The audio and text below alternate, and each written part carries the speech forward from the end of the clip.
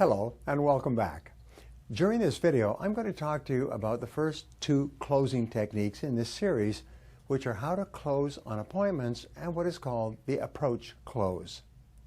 The first closing technique is aimed at getting appointments on the telephone.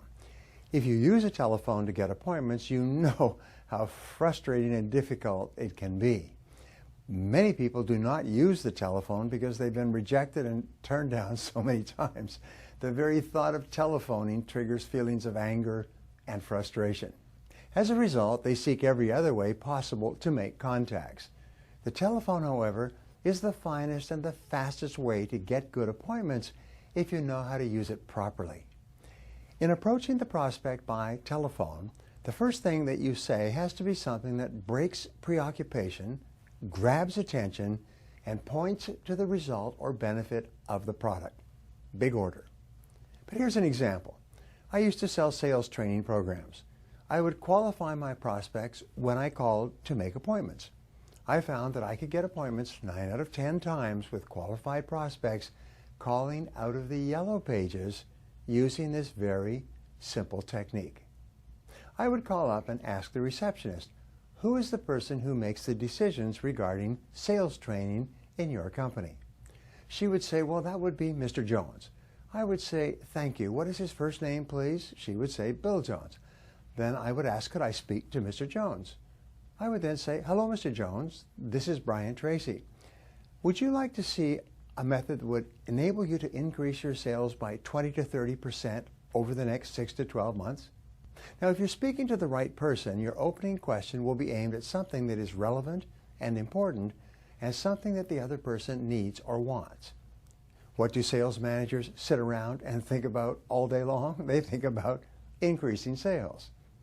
When you say, would you like to see a system that would enable you to increase your sales by 20 to 30% over the next 6 to 12 months, the first question that the prospect asks should be, of course, what is it? That is where you go into the close for the appointment. And when you are telephoning for an appointment, you are telephoning to sell an appointment, not to sell a product. The biggest mistake you can make is to start describing your product on the telephone. The prospect will almost always say, well, no, I'm sorry, I'm not interested, I can't afford it, I don't have the time, and so on. All you are really selling is 10 minutes of his time. When the prospect says, what is it? You respond by saying something like, that's exactly what I want to talk to you about, and I just need about 10 minutes of your time.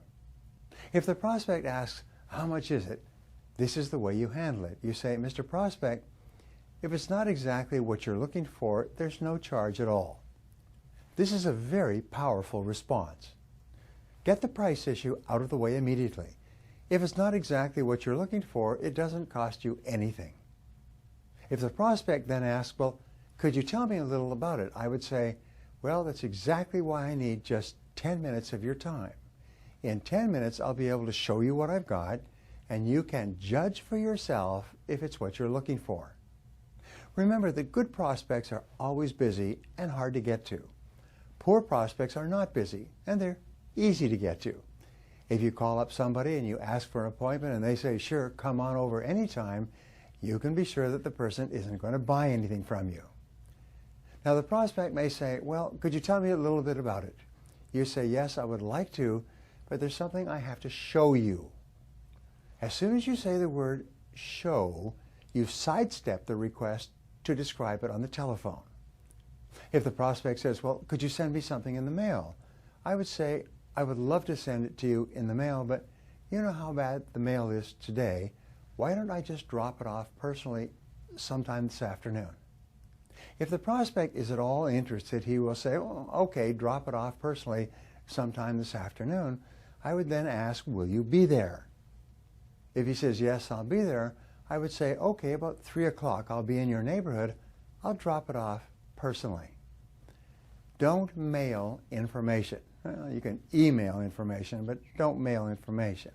When people say, send me some information in the mail, what they're really saying is, go away, I'm not interested. When you send it to them in the mail, it usually goes right into the wastebasket. If you're going to send things in the mail, it's better that you put it in the envelope and throw it in your own wastebasket and save yourself the cost of a stamp. Sometimes we make the mistake of thinking that when we mail information, we're actually making sales.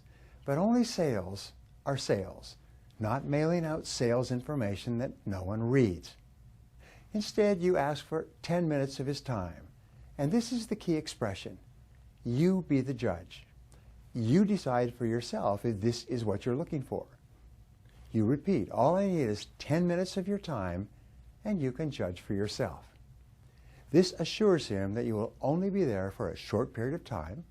You assure him that you will put no pressure on him. You will just show him what you've got. And if the prospect doesn't express some interest within 10 minutes, you'll be on your way. I've found that if you ask for 30 minutes, you'll have to wait for weeks, maybe forever.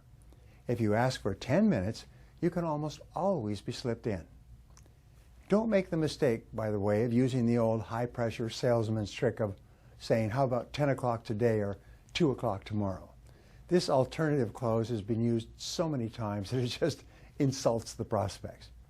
Instead, say something like, sometime this afternoon or maybe sometime tomorrow. What would be most convenient? Be very flexible. Sometimes the prospect will say, well, why don't you call me on Monday and we'll set up an appointment? Watch out. What you say to him is this. Look, I've got my calendar right here. Do you have your calendar handy? Of course, the prospect is sitting at his desk with his calendar handy. You say, let's set up a time right now. How about 10 o'clock Monday morning?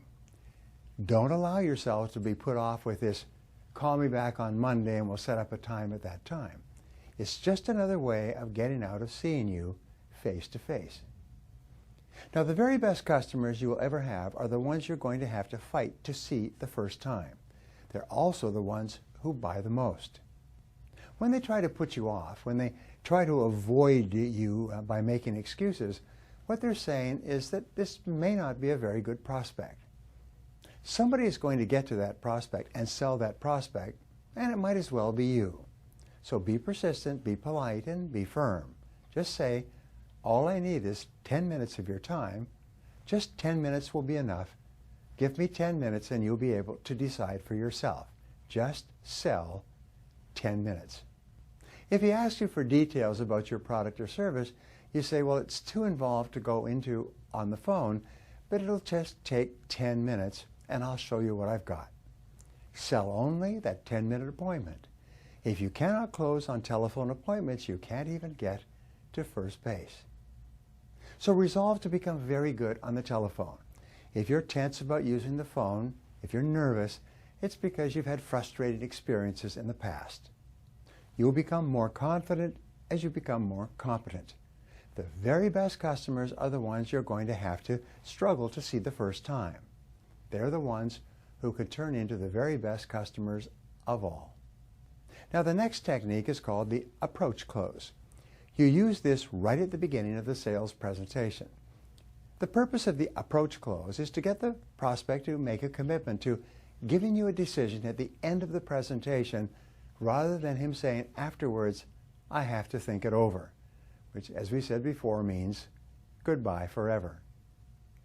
The approach close is a technique that you use when you have a product or service which is used and needed by almost everybody.